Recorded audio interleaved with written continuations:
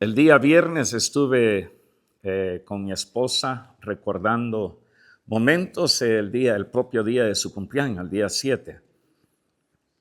El día de ahora que estaba terminando de preparar el corto mensaje que traigo, estuve recordando esa tarde fue que visitaba junto con mi esposa al hermano José y su esposa, la hermana Mireya, cuando vivían por acá en Dándano. Fue la primera vez que fuimos a casa de ellos. Y mientras estábamos allí, de repente llegó Dasnia. Llegó con su uniforme, con sus libros y cosas. Yo decía, ¿cómo ha pasado el tiempo? Y lo más lindo de todo es de que a pesar de que los años han pasado en la vida de mi esposa, como también en la vida de Dasnia, hay algo bien importante. Y sobre eso yo quiero que podamos meditar rápidamente en la santa palabra de Dios. Vamos entonces, Dasnia. El camino de la sabiduría. Dice la Escritura, Proverbios capítulo 4, versículo 11. Por el camino de la sabiduría te he encaminado, y por veredas derechas te he hecho andar. Es de gran importancia guardar nuestros pasos, guardar nuestro caminar. Y aquí yo encuentro de que Dios dice de que por ese camino de la sabiduría ha encaminado y también que por veredas derechas ha hecho andar. Sé de que con el correr de los años, después de tener un encuentro con el Señor, después de que Él nos llamara a sus caminos, el caminar no es un camino que podamos decir es totalmente fácil, no es fácil, pero sí es posible cuando Dios está en control de nuestra vida. En el caso de mi esposa, como esposa, como hija, como madre, ahora como abuela, las circunstancias no han sido todas fáciles, no ha sido todo de maravilla y que ha sido como un valle tranquilo y placentero. Han habido altos y bajos, pero por sobre todas las cosas, podría también añadir de que en la vida de Dasnia tampoco todo ha sido fácil, sino que ha sido de subir y de bajar, pero por sobre todo, y le doy gracias a Dios, de que ellas se mantienen en los caminos de Dios, así como usted y así como yo. Es el mejor camino, porque el camino de la sabiduría es la que a nosotros, ese camino nos da la oportunidad de recibir a través de la presencia de Dios bendición, cuidado, protección, provisión también en las cosas que necesitamos. Ahora, hablar del camino de la sabiduría no quiere decir de que hay otros caminos que nos llevan a Dios. Jesucristo mismo dijo, yo soy el camino, la verdad y la vida. Y caminar por ese camino que es Cristo el Señor es andar en sabiduría. No es que exista otro camino, repito, porque el otro camino es el camino de la perdición. Es el camino que nos lleva a nosotros al dolor, a la angustia y hasta la perdición misma. Además, quisiera mencionar de que podríamos preguntarnos qué es lo que significa en sí, y vamos al siguiente cuadrito ahí. ¿Qué significa en sí ese camino de la sabiduría? Es no dejar de congregarnos. El Señor mismo dejó bien establecido. Instituyó la iglesia, formó la iglesia con su propia sangre. Y después de eso el Señor les dijo, ustedes quédense aquí hasta que sean investidos de poder de lo alto. Y ahí arrancó la iglesia.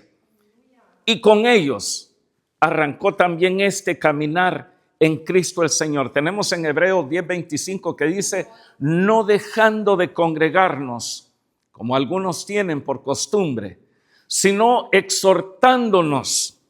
Y es una exhortación, es una palabra de admonición, es una palabra de advertencia que Dios nos da de que no debemos dejar de congregarnos, porque es un mandamiento que el Señor pone en el corazón de cada uno de nosotros el camino de la obediencia y el camino de la desobediencia llevan a diferentes destinos. La obediencia lleva a la bendición con Dios, pero la desobediencia, nosotros podemos recordar en Deuteronomio que el Señor dijo: he aquí yo les pongo dos caminos a ustedes adelante, el camino de la obediencia y el de la desobediencia. Yo les recomiendo, yo les encarezco, yo les enseño, yo les muestro que caminen por el camino de la obediencia.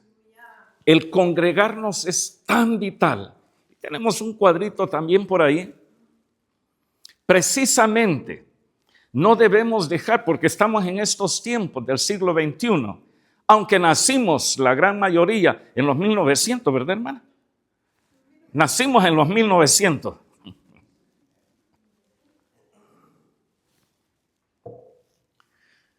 Pero en estos últimos tiempos, la iglesia como que está tomando otro rumbo. Y a este mandamiento de Cristo el Señor, como que se está haciendo de un lado, como que se está poniendo en el olvido. Y escribí allí: también debemos congregarnos en el templo y no solamente hoy en estos tiempos online. Porque es más fácil quedarse en casa. Yo escucho una predicación a la hora que yo quiero, como yo quiero, las que a mí me gustan nomás. Este predicador no me gusta, este regaña mucho, este es demasiado suave, este nunca menciona el tiempo del fin, este solo habla del amor, y lo hacemos a nuestro propio gusto. No debemos de congregarnos solamente online, sino que debemos de congregarnos físicamente mientras el Señor nos permita. ¿Por qué razón digo esto? Pasemos al siguiente, por favor, Miguel. La gran importancia que radicaba en la vida de los discípulos. En el libro de los Hechos, capítulo 3, encontramos los versículos 1 al 3 y después del 8 en adelante. Dice: Pedro y Juan, usted va a notar de que están en blanco la palabra templo. Quise hacerla resaltar para que veamos la importancia en un pasaje de la Escritura. Cuando se repite muchas veces una palabra, esa palabra es clave. Dice: Pedro y Juan subían juntos. ¿A dónde? Al templo. A la hora novena, a las 12 del mediodía. La de la oración. Y dice: y era traído. Mire qué tremenda. Sí que en el templo hay tantas cosas. En estos pocos versículos yo encuentro muchas cosas. Primero, encuentro la importancia para Pedro y para Juan. ¿Quiénes eran ellos entre los discípulos, los que estuvieron más cerca del Señor? Pedro, el que sí, yo voy, sí, yo tengo, sí, yo saco mi espada, sí, Señor, yo no te negaré. Y también Juan, como quien dice, el otro lado de la moneda, si comparamos con Pedro. Juan, el que se recostaba sobre el pecho del Señor. Dos casos totalmente diferentes, pero unidos con una sola fe, una sola palabra, una sola salvación. Y la gran importancia en ellos era: hay que llegar al templo, hay que congregarnos, hay que llegar a orar. Y aparte de todo esto, encuentro también de que dice: y era traído un hombre cojo de nacimiento, a quien ponían cada día a la puerta del templo, que se llama La Hermosa. Aquí yo encuentro de que estos que llevaban a este hombre, este nació mal, nació enfermito, nació incapacitado. Y si lo llevaban era seguramente porque él decía: yo quiero ir al templo. Háganme el favor y me llevan. Y hubieron aquellos que tuvieron para sí mismos la responsabilidad, se tomaron el trabajo de llevar a este hombre. Y me gusta que dice: era traído un hombre cojo de nacimiento. Habían pasado muchos años este pobre hombre en esa condición, y dice: a quien ponían cada día, es decir, todos los días. A veces hacer un favor lo hacemos bien, Ya si al siguiente día lo piden, bueno, también. Ya al tercer día, bueno, por ahí va la cosa. Pero ya todos los días estos tenían la disposición de ayudar a este que no podía llegar al templo por sí mismo. En ese entonces no existían las ayudas de movilización para quienes no podían caminar. No habían sillas de ruedas. Hubieran dado la hermana Mari López o mi suegra por allá, capaz este hombre le hubiera, me presta esa cosita que anda usted. No existían aquellas sillas que con una perillita las hacen caminar ahora con tanta tranquilidad. No había que acarrear a ese hombre. De seguro en alguna camilla, en alguna sábana, en algo. Pero la cosa, lo importante era llevarlo al templo, porque era muy importante. Y dice que habían pasado muchos años, lo ponían para que pidiese limosna de los que entraban, ¿a dónde? En el templo. Los otros versículos hablan de que cuando vio a Pedro y a Juan, se les quedó viendo, mano extendida, esperando recibir algo de ellos. Pedro le dijo, no tenemos plata, no tenemos oro, no tenemos nada de esas cosas. Y recibió sanidad. Y me llama la atención bastante que cuando los vio entrar al templo, les rogaba que le diesen limosna. Y después dice el versículo 8, y saltando se puso en pie y anduvo y entró con ellos en el templo. Diferente a muchos que reciben bendición de Dios, muchos que reciben sanidad de Dios, muchos que reciben favores de Dios y le dan la espalda después y se van. Yo encuentro a este hombre de que saltando se puso en pie y anduvo y entró con ellos, dice, con Pedro y con Juan en el templo, andando y alabando, saltando, alabando a Dios. Y dice también, y todo el pueblo, dice, le vio andar y alabar a Dios y le reconocían que era el que se sentaba a pedir limosna a la puerta del templo, la hermosa, y se llenaron de asombro, dice, y espanto también por lo que le había sucedido. Si para Pedro, si para Juan, aquellos dos hombres que fueron llamados por el Señor, pero antes de ser llamados por el Señor, sus padres, por ser judíos, pusieron en ellos, inculcaron en ellos, desde que cumplieron los 12 años, los llevaron al templo para celebrarles la famosa fiesta de los judíos, el Bar Mitzvah, donde ya se considera de que esta persona ya entra en su vida adulta, aunque tengan 12 años apenas. Ellos conocían la palabra, ellos conocían la alabanza, ellos conocían a Dios, ellos lo sabían perfectamente, pero eso sí, cuando tuvieron un encuentro con el Cristo de la gloria, la vida de ellos fue totalmente diferente. Y aunque habían ido siempre al templo, ahora con más razón decían, hay que estar en el templo. Por esa razón, yo escribía anteriormente, no nos congreguemos solo online. Reunámonos, congreguémonos, estemos juntos.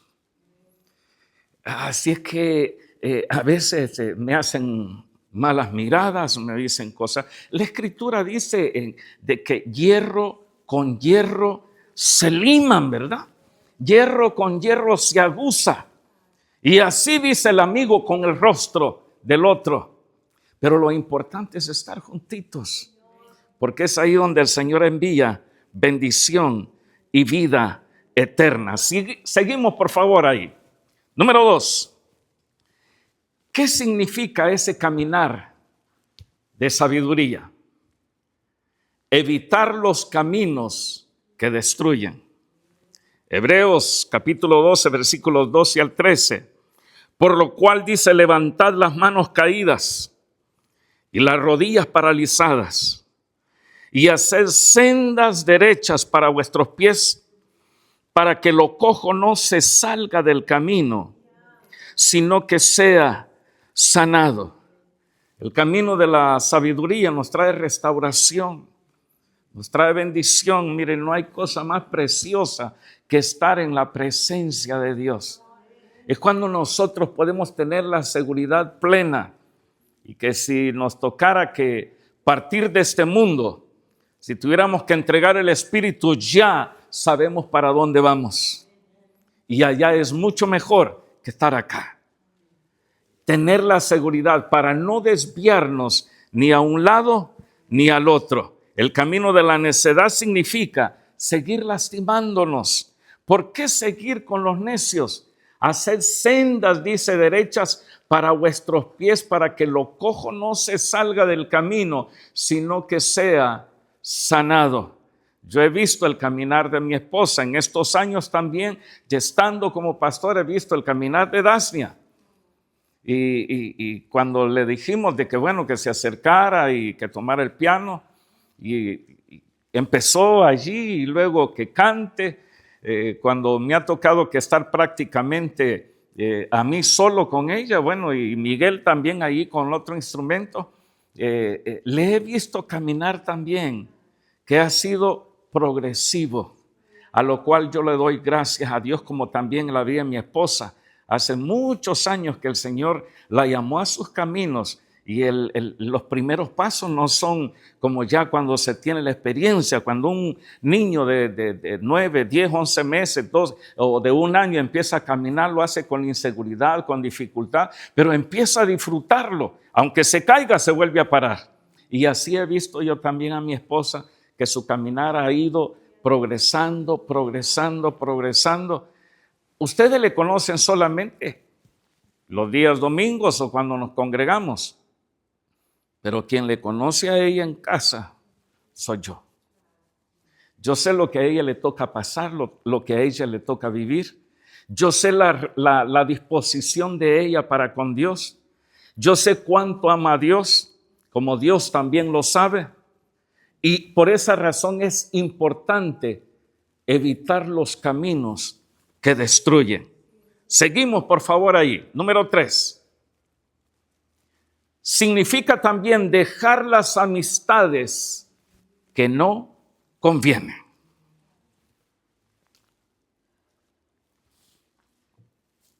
En muchas oportunidades he mencionado las recomendaciones, los consejos de mi madre que me decía: tenga cuidado con sus amistades. Debe de saber elegir muy bien a sus amigos. Si usted ve algún jovencito o jovencita que anda ahí en malos pasos, dé la vuelta y no les preste atención, porque después quien va a sufrir va a ser usted y después de usted voy a sufrir yo. Así que cuidado con las amistades. Y esos son sabios consejos que a nosotros nos ayudan en nuestro caminar cristiano. Mire, a veces decimos, no, yo voy a influir en la vida de mucha gente y yo lo voy a hacer cambiar. Yo lo voy a hacer cambiar. Hay una norma, una regla, una ley, podríamos decir, de que la persona no influye en el medio ambiente, sino que es el medio ambiente que influye en la persona. La prueba es cuando las personas visitan o se van a vivir a otro país, rápido se les pega el acento de donde están viviendo. ¿Por qué? Por el ambiente donde viven. Y lo mismo es con las amistades. Tantos dichos antiguos, ¿verdad? El que anda entre la miel, ¿qué es lo que pasa? Algo se le va a pegar. El que con lobos anda, a aullar aprende, ¿verdad? Dime con quién andas. Mire, podríamos mencionar muchos dichos populares que tienen mucho que ver con nosotros. Y la Escritura nos dice, el que anda con sabios, sabio será. Mas el que se junta con necios será quebrantado. Porque todo comienza con una sugerencia, con una ligera y corta invitación. Y es ahí donde nosotros debemos de detenernos y saber responder a decir también no cuando el Señor nos dice, cuidado, cuidado. Miren, nosotros leemos el caso de Judas, que estuvo con el Señor y todos se preguntaban, ¿quién será? ¿Seré yo? ¿Seré yo? Y el Señor dijo, el que meta su pan en mi plato, su dedo en mi plato, ese va a ser. Y Judas le dice, ¿seré yo, Señor? Todo estaba escrito, todo tenía que cumplirse.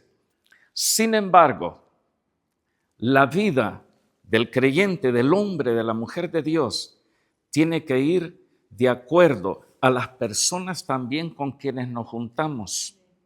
Si nos juntamos con gente que no le gusta orar, entonces ese fuego de oración se nos va a ir apagando.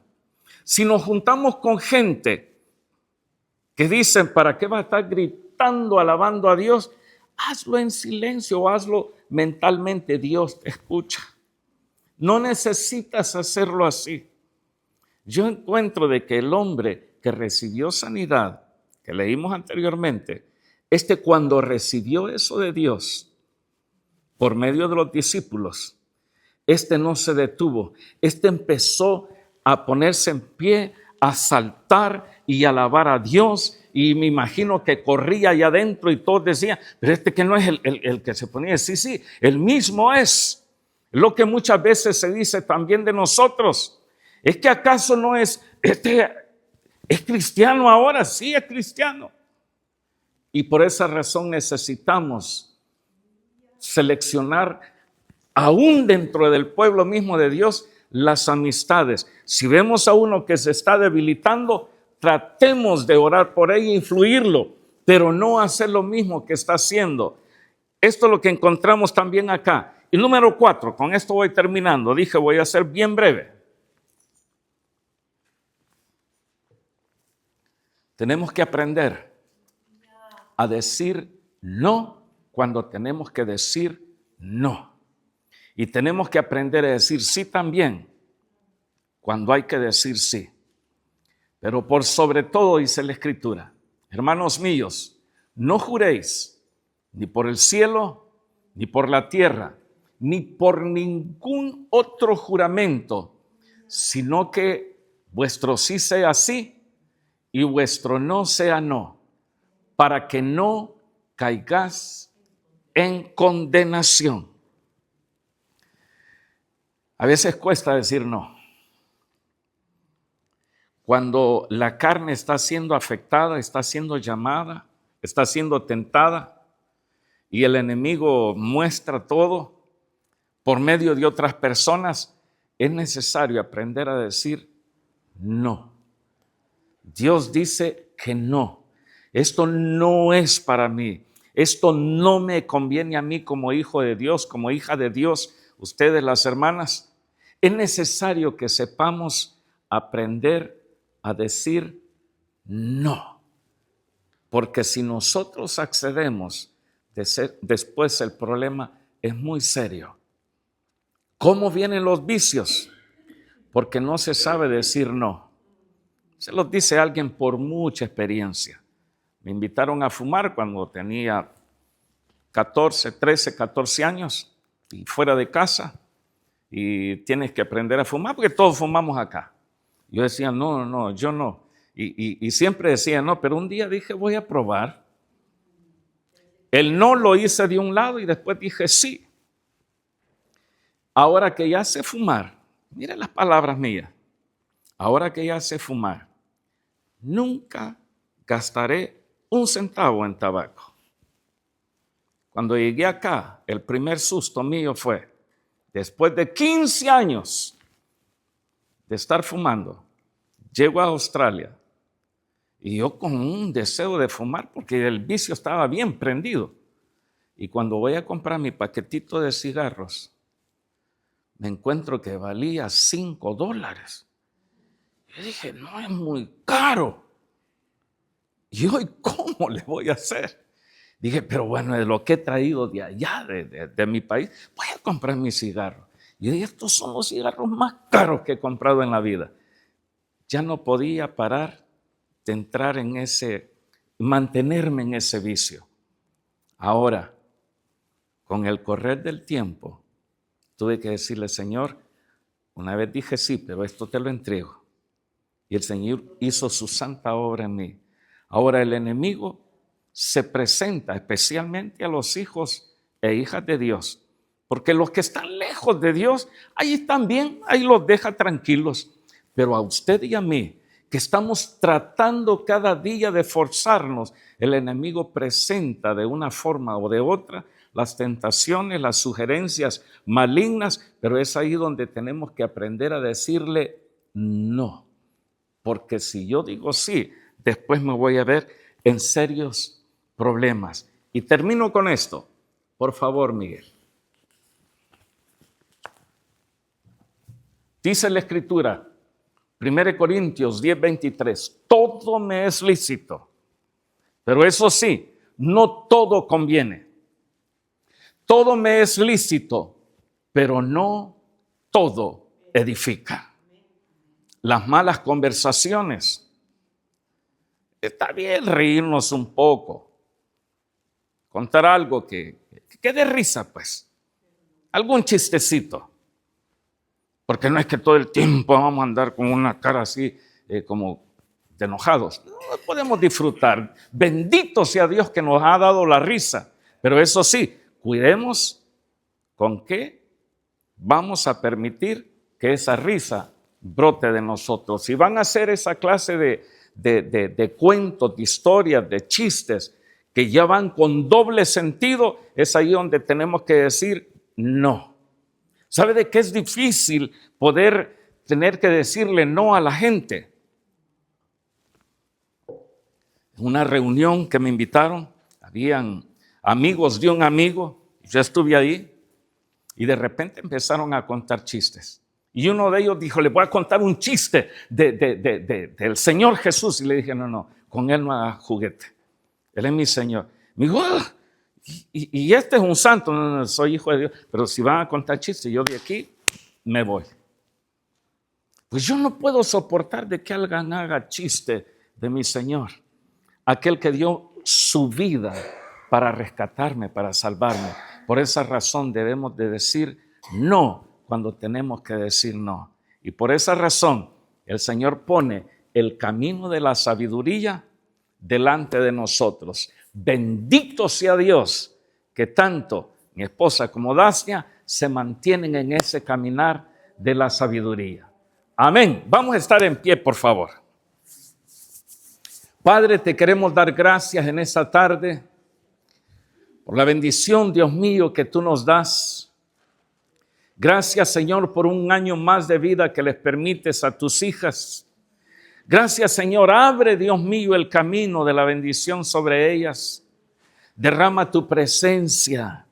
Derrama, Dios mío, como también sobre nosotros, el poder tener la facultad, la oportunidad y la bendición de avanzar y no retroceder. Pedimos, Padre, tu bendición sobre nuestras vidas y sobre la vida, Señor, de las familias que representamos en esta tarde reunidos en este lugar. Te lo suplico en el nombre del Padre y del Hijo y del Espíritu Santo. Y el pueblo del Señor dice, amén.